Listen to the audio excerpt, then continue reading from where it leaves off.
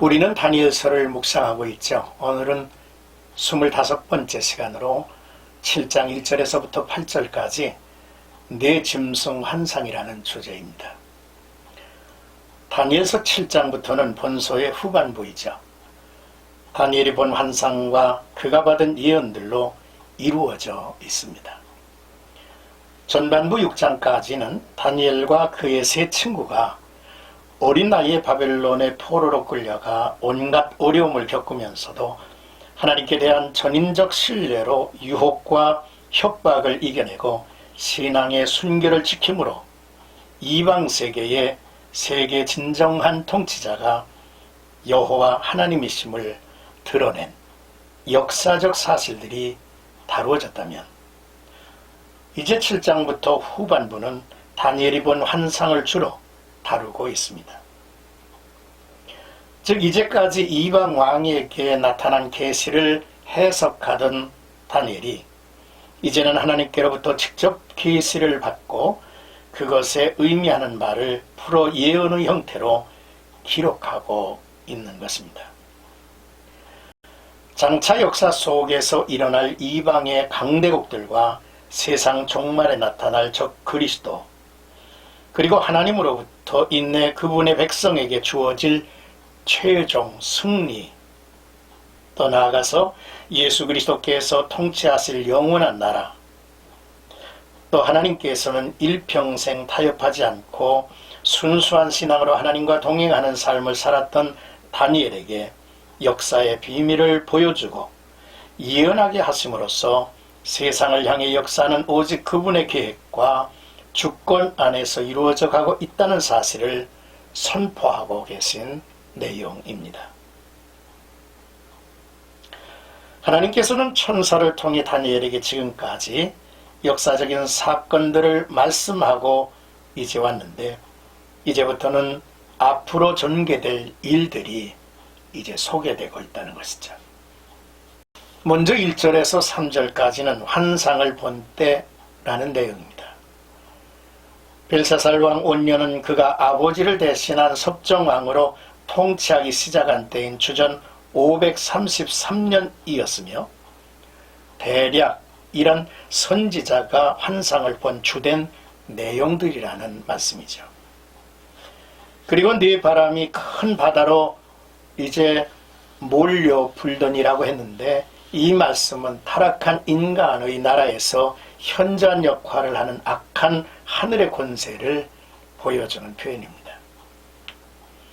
또한 네 마리의 짐승은 정치, 경제, 사회적으로 크게 성장한 네 개의 세상 제국을 의미하는 것으로 이들 제국의 내적인 이기심과 짐승 같은 성격을 나타내고 있습니다. 이 현상은 2장에서 느부갓네살 왕에게 계시된 것과 기본적으로 같은 내용이지만 본장에서 더욱 구체적으로 다니엘에게 계시된 것입니다. 이제 4절에서 8절까지는 짐승의 환상이라는 내용입니다. 다니엘이 본 첫 번째 환상은 사자와 같은데 독수리의 날개가 있더니라고 했습니다. 사자가 날개를 달고 있다는 것은 신속함과 용맹성을 의미하는 것으로 용맹스럽게 주변 국가를 정복하였으며 통치하였다는 것을 의미합니다. 그러나 그 짐승이 날개가 뽑혔고 또 사람의 마음을 받았더라는 말씀은 비록 짐승 같았던 느부갓네살 왕이었지만은 그가 하나님께 영광을 돌렸을 때 그의 이성이 회복되어 인간의 존엄성을 회복했다는 것을 상징적으로 보여주기도 하죠. 두 번째 환상, 곰과 같다라고 하는 이제 내용인데요. 그 입의 잇사이에 새 갈빗대가 물렸다고 말하고 있습니다. 이는 머리로 상징되는 바벨론의 뒤를 이어 일어나는 파사 제국을 의미하는 것으로 파사 왕국이 애굽과 아수르와 갈대아 제국을 정복한 것을 의미하죠. 세 번째 환상, 헬라 제국을 의미하는 표범입니다.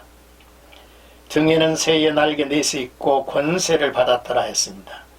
이는 네 날개를 가지고 먹이를 찾아다니는 것을 의미하는 것으로 알렉산더 헬라 제국은 주전 336년부터 323년 사이에 13년 동안 세계적인 제국들을 정복하며 통치를 하죠.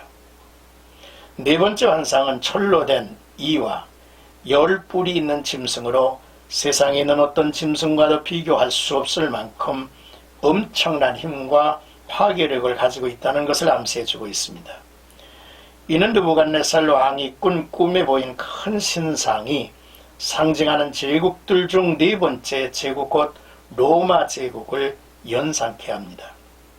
그 나머지를 발로 밟았다는 것은 복수심과 탐욕으로 정복한 나라들을 유린하고 그 백성들을 학살한 것을 상징적으로 표현한 것입니다. 특이한 것은 내가 그 뿔을 유심히 보는 중에 다른 작은 뿔이 그 사이에서 나더니 첫 번째 뿔 중에 셋이 그 앞에서 뿌리까지 뽑혔으며 이 작은 뿔에는 사람의 눈 같은 눈들이 있고 또 입이 있어 큰 말을 하였더라 했습니다.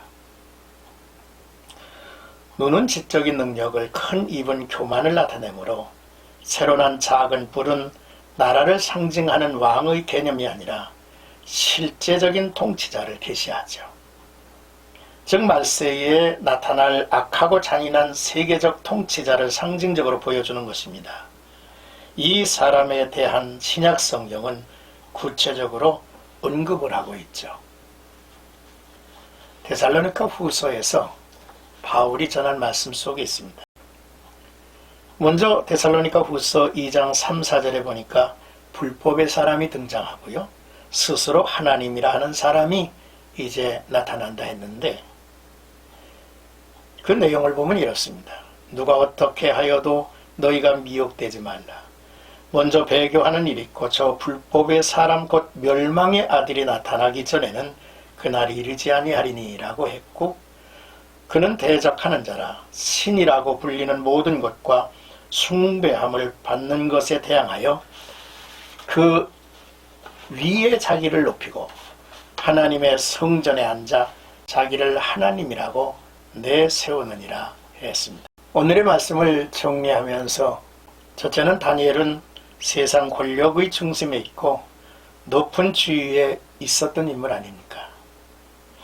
그럼에도 불구하고 저의 신앙, 저의 경건한 삶이 돋보입니다. 그렇게 살아온 인물이죠. 주 앞에서 늘 머물러 있는 인물이었다는 거죠.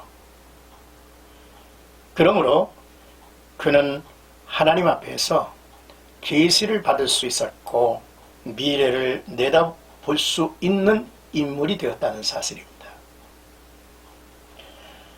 둘째로 다니엘이 본 환상에서 짐승이 출현하지 않습니까? 왜 짐승으로 이들을 표현했을까를 생각해 보면 타락한 인간은 짐승과 다를 바 없다라고 하는 사실을 우리로 하여금 깨닫게 합니다. 하나님의 영, 하나님을 경외하고 하나님의 형상을 따라 살지 아니하는 사람은 결국 짐승의 모습 속에 머물러 있는 거죠. 결국 하나님이 통치하시고 세상 나라를 심판하신다는 사실을 우리에게 일깨워줍니다.